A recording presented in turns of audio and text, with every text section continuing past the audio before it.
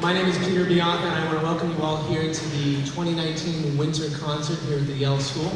Tonight's concert features our 4th and 5th grade chorus and our 5th grade band. So before we begin tonight, I want to make a couple of brief announcements to thank some individuals that are responsible for making this concert happen. First, I want to thank Dr. Joseph Bayetta, the Superintendent of Schools, for his vision for a strong and vibrant music program here in Norton. He's been a tremendous advocate for all of us. I want to thank Mr. Martin Gagan for his support of the program. As many of you are aware, we had a very interesting fall with all the issues going on in the building and teachers being moved to different classrooms. And for a long time, band was occurring on this gym floor while gym class was happening on the other side. So we had some interesting days here, but throughout all of it, Mr. Gagan was extremely supportive. He was always trying to help make accommodations where he could. And for a little while, I was thinking to myself, we're probably not going to have a winter concert if I don't get my rooms back. Thankfully, through his help, we were able to get there. And I just want to give him a big shout out. Thank you, Mr. Gagan.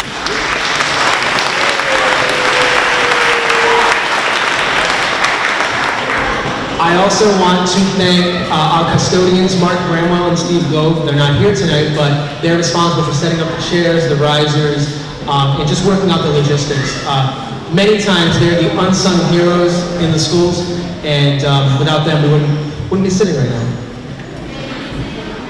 Lastly, I want to thank the staff and the teachers here at the Yelle School. When our band classes meet, those students leave their classrooms and come down to me. So they're losing a little bit of their class time, and so their teachers work extra hard to make sure the kids get caught up, to make sure they're on top of their game. And for that, very, very appreciative.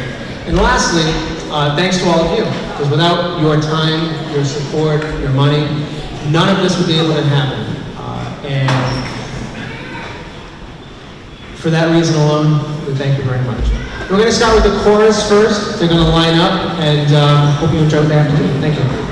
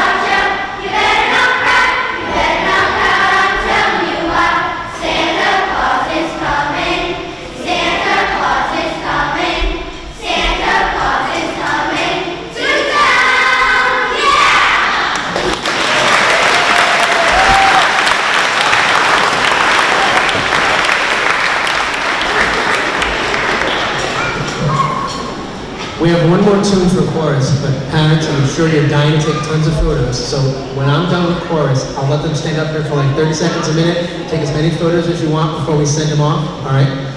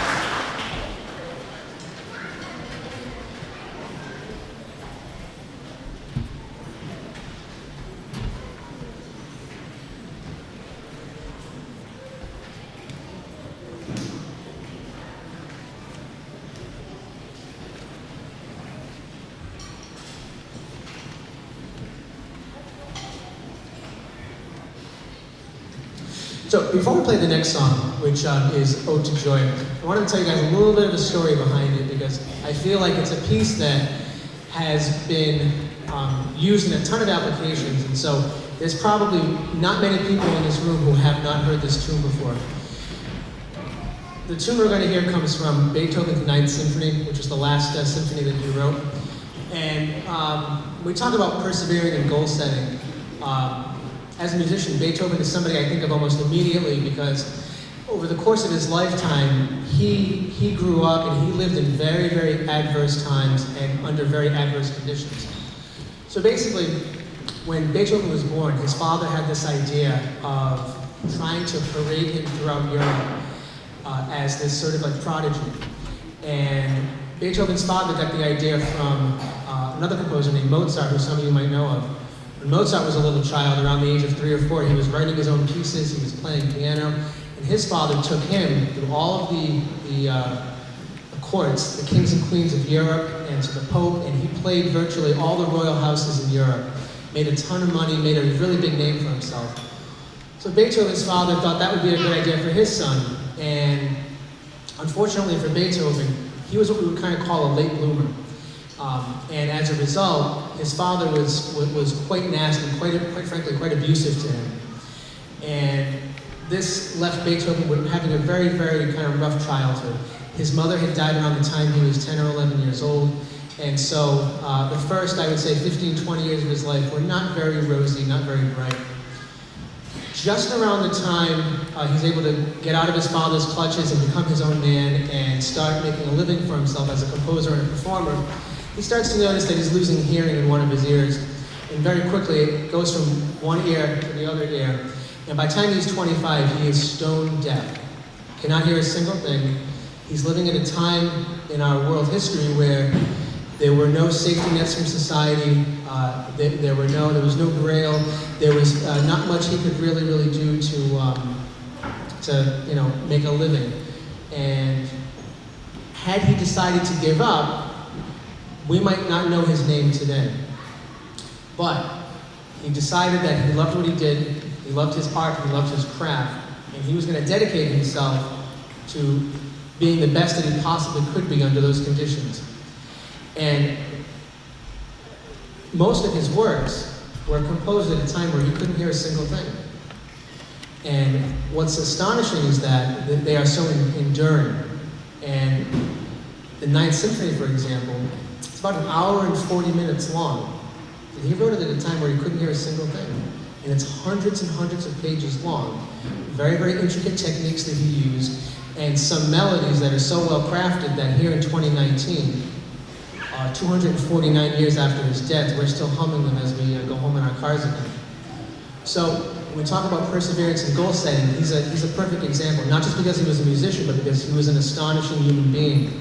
And I talk to the kids about it all the time. They're probably sick of me hearing about it because I talk about it constantly. But these are people to aspire to, and with that, we hope you enjoy Ode to Joy by Beethoven.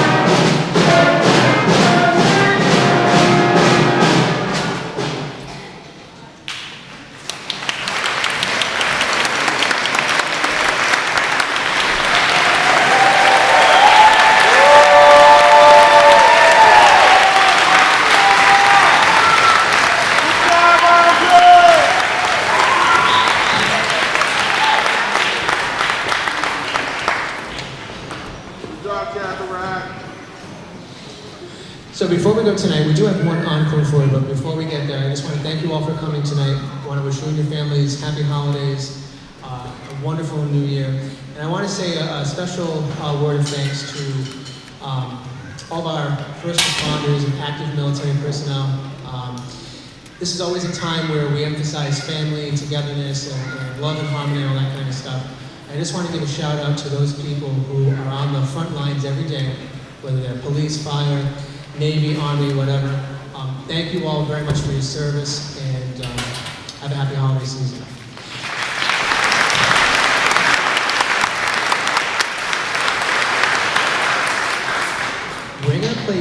We're gonna go out with a sing-along, if you would be so kind. You don't have to sing it if you want to. We're gonna play through Jingle Bells one time. And chorus, you're gonna help everybody out down there? All right? We're gonna go through it one time. Feel free to sing if you want. Thanks again for coming and have a great night.